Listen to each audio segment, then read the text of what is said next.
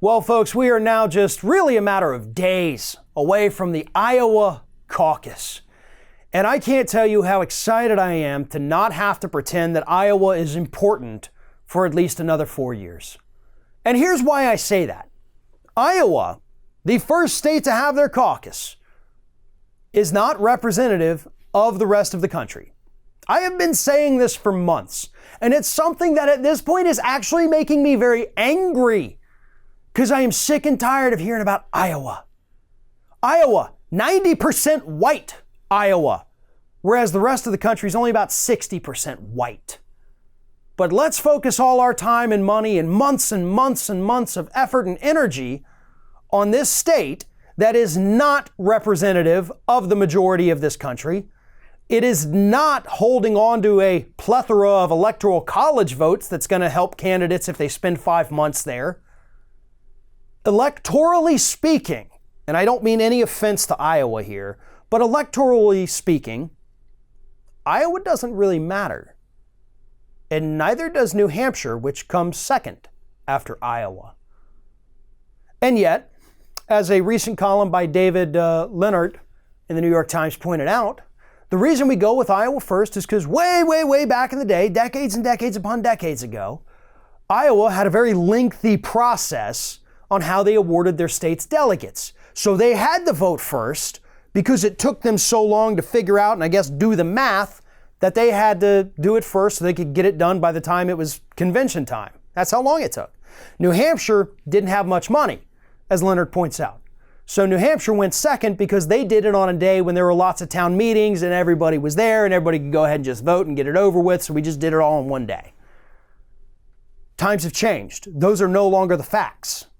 Yet we're still stuck with Iowa, where candidates do go spend 4 or 5 months there, only leaving to occasionally go over to New Hampshire and every once in a while traveling down to South Carolina for a day or two. And then they head right back to Iowa. That's insane. You know, on January 6th of this year, I tweeted out a thread explaining why really anywhere but Iowa would be better. But I used my home state of Florida as a great example. Florida is a swing state. Florida is a swing state that has 29 electoral college votes. That's a lot. It's fourth most in the country, right? Something worth fighting over, to be honest. Imagine what would happen if instead of spending 4 months in Iowa and spending millions of dollars in Iowa, all that time and money was spent down here in the state of Florida. You know, Joe Biden and Elizabeth Warren and Bernie Sanders and Buttigieg, all of them just making their way all throughout this state, talking to voters who they wouldn't otherwise talk to because they wouldn't have the time. You would change a lot of minds. You would experience a lot of new things and maybe change your policies because of that. If you don't want to do Florida, fine. How about Georgia? Georgia's on the verge of flipping too. That would be a great state to go spend 4 months in for these Democratic candidates.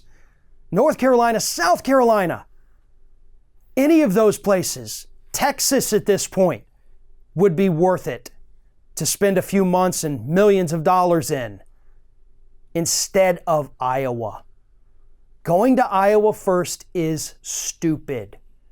It's a waste of time, it's a waste of energy, and it's a waste of money, and it is an insult to the swing voters who are on the fence, but now, because of all the time wasted in Iowa and New Hampshire, will probably never get the opportunity to see a presidential candidate come to their city. That's disappointing and could cost the candidate in the general election.